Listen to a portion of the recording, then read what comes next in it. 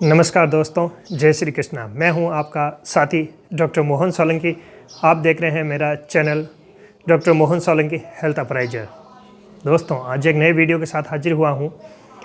बहुत से लोगों के बहुत सारे क्वेश्चन आते हैं और आज ऐसे 10 क्वेश्चनों के बारे में डिस्कशन करेंगे जिसका सिर्फ एक ही आंसर है। Question 10, answer 1। चलिए शुरू करते हैं। जानते हैं, सबसे पहला क्वेश्चन था, क्या आपको कराटे आते हैं? दूसरा क्वेश्चन, क्या आपका गला खराब रहता है? तीसरा क्वेश्चन, क्या आपको थायराइड की समस्या है? चौथा क्वेश्चन, क्या आपको एलर्जी है? पांचवा क्वेश्चन, क्या आपको स्लीप एपनिया की समस्या है? छठा क्वेश्चन, क्या आपके बच्चों को टॉन्सिलाइटिस की समस्या है?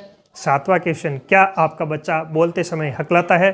आठवां क्वेश्चन, क्या आपको बार बार जुकाम होता है? नौवां क्वेश्चन, क्या आपको साइनोसाइटिस की समस्या है? 10वां क्वेश्चन, क्या आपके हाथों में कंपन रहता है? अगर इन प्रश्नों में से कोई भी एक समस्या आपको है तो ये वीडियो आपके लिए बहुत ही महत्वपूर्ण है, अंत तक जरूर देखना। इन सब का समाधान एक ही प्राणायाम में है, वो है उज्जयी प्राणायाम। इसे विक्टोरियस ब्रीथ या ओशन ब्रीथ भी कहते हैं। क्यों कहते हैं, इसका जवाब भी हम आपको वीडियो में बताएंगे। अंत तक देखते रहना। इसकी क्या विधि होती है, क्या इसके लाभ होते हैं, कैसे इसको करना होता है, कौन इसे कर सकता है, कब करना चाहिए, कब नहीं करना चाहिए, सारा जानेंगे। बने रहिए हमारे साथ। आयुर्वेद का प्रथम प्रयोजन स्वस्थस्य स्वास्थ्य रक्षणम।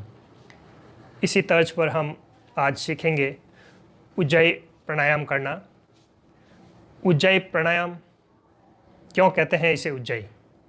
उज्जयी का अर्थ होता है विजय पाना। अपने श्वासों पर विजय पाने के कारण ही इस प्राणायाम को उज्जयी प्राणायाम कहा जाता है। बहुत सारे लोग पूछते हैं कब करना चाहिए उज्जयी प्राणायाम। वैसे तो सबसे उत्तम समय होता है सुबह के समय और खाली पेट, लेकिन इसे खाने के 2 घंटे के बाद कभी भी किया जा सकता है। शाम को भी किया जा सकता है। इसे आप ऑफिस में बैठ के भी कर सकते हैं, घर पर भी कर सकते हैं। ऐसी कोई बंदिश नहीं है। इस आसन को करने से बहुत सारे फायदे हैं, इसलिए जब भी समय मिले इसे कर लेना चाहिए। इस प्राणायाम को करने के लिए सबसे पहले आपको आरामदायक स्थिति में बैठ जाना है। आप सुखासन में बैठ सकते हैं, आप पद्मासन में बैठ सकते हैं या वज्रासन में भी बैठ सकते हैं। कुछ लोग इसे खड़े खड़े भी करते हैं। जैसा जिसका अभ्यास हो जाए, इसमें कोई बंदिश नहीं है। चलिए शुरू करने के लिए सबसे पहले आपको ध्यान रखना है कि श्वास को गहरा बाहर छोड़ें। उसके बाद श्वास अंदर लेते वक्त गले से आवाज़ करना है। गले पर प्रेशर आते हुए श्वास अंदर जाएगी। चलिए देख लेते हैं कैसे करना है इसे।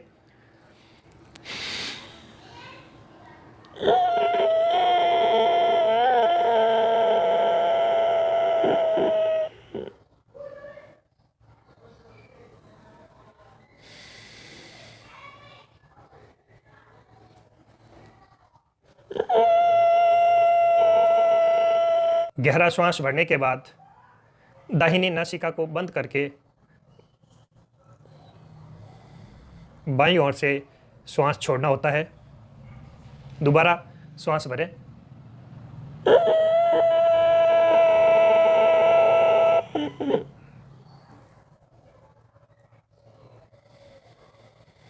योग शास्त्र के अनुसार बाईं नासिका को इड़ा भी कहते हैं। ये चंद्र नाड़ी का स्थान होता है और दाहिनी नासिका, जिसे पिंगला बोलते हैं, ये सूर्य नाड़ी का स्थान होता है। इन दोनों का भी अपना अलग महत्व है। चंद्र नाड़ी चंद्रमा का प्रतीक है, यानी शीतलता होती है इस नाड़ी में, और पिंगला जो सूर्य का प्रतीक है वो गर्म का संकेत करती है। इस आसन को आप, इस प्राणायाम को आप 11 से 21 बार दोहरा सकते हैं या 5 से 10 मिनट कर सकते हैं। शुरू में ज़्यादा नहीं करें, जैसे जैसे अभ्यास होता जाए वैसे वैसे इसे बढ़ाते जाएं। शुरू में लोगों को ये करते वक्त खांसी भी आ जाती है, गले में कफ होता है तो उसकी भी समस्या हो जाती है, इसलिए बीच में खांसी आ सकती है। और शुरू में लंबा श्वास खींचा भी नहीं जाता। इसके लिए आपको धीरे धीरे छोटे छोटे स्टेप में करना होगा। जैसे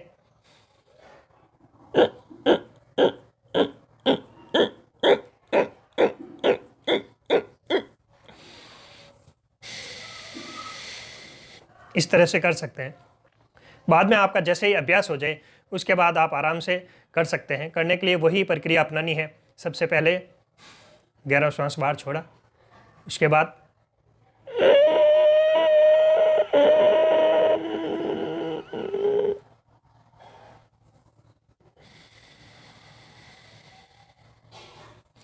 धीरे धीरे शांत चित्त मुद्रा में करें।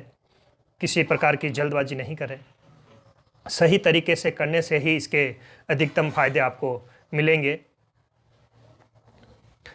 इसका अभ्यास हो जाने के बाद कुछ लोग इसे खेचरी मुद्रा और उड्डयन तथा जालंधर मूलबंद लगाकर भी इसे करते हैं। जब आपका अभ्यास हो जाए और किसी योग्य गुरु का सहारा मिल जाए तब आप इसे कर सकते हैं, जिसमें आप उड्डयन, जालंधर और मूलबंद लगा सकते हैं तथा खेचरी मुद्रा में इसे कर सकते हैं। जो लोग सिद्धि प्राप्त करना चाहते हैं वो इसे बंद और मुद्रा में करते हैं। अगर आप भी अभ्यास करेंगे तो धीरे धीरे बहुत ही अच्छा अभ्यास हो जाता है और इसके लाभ आपको मिलना चालू हो जाते हैं। इसमें जो आवाज़ आती है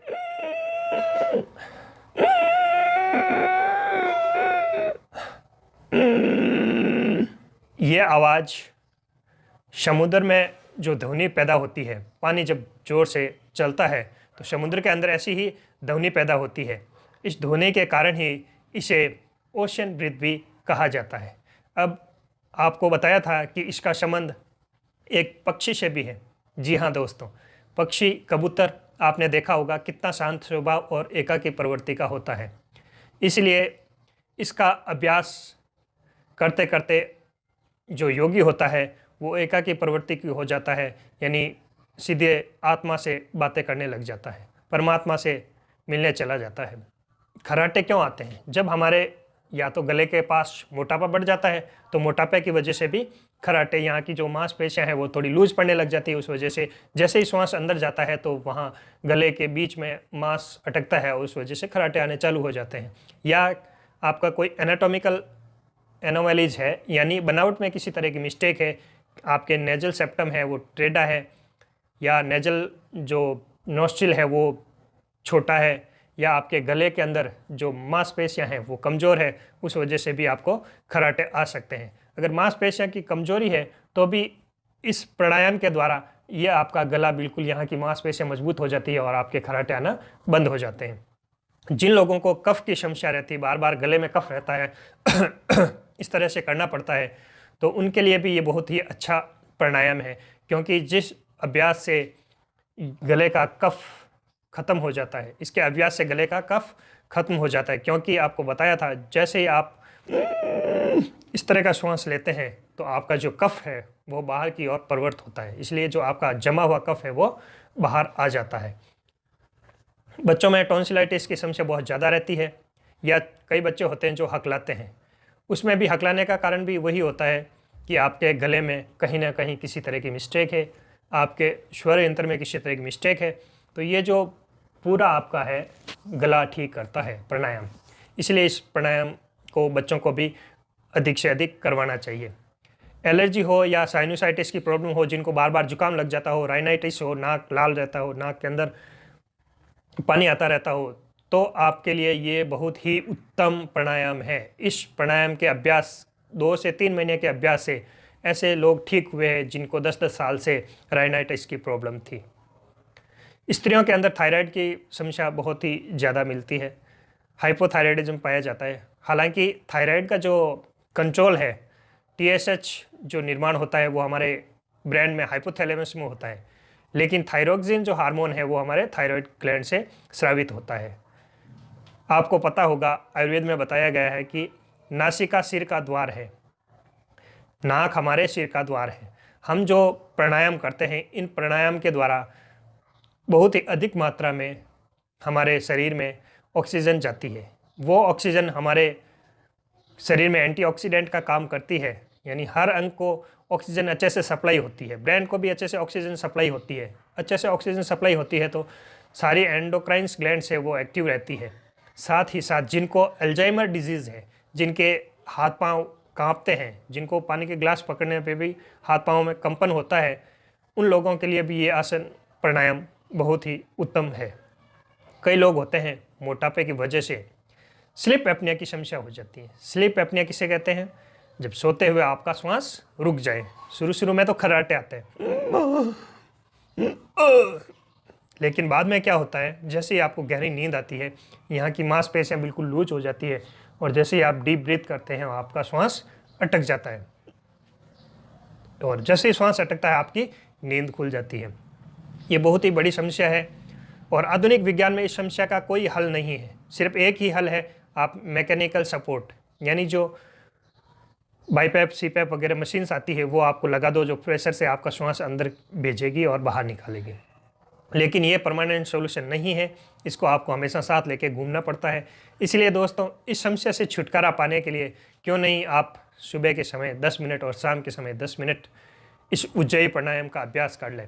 और अगर आपने ये अभ्यास में ले लिया तो निश्चित समझो कि आपकी जो बाईपैप मशीन है उसको फेंक देना पड़ेगा।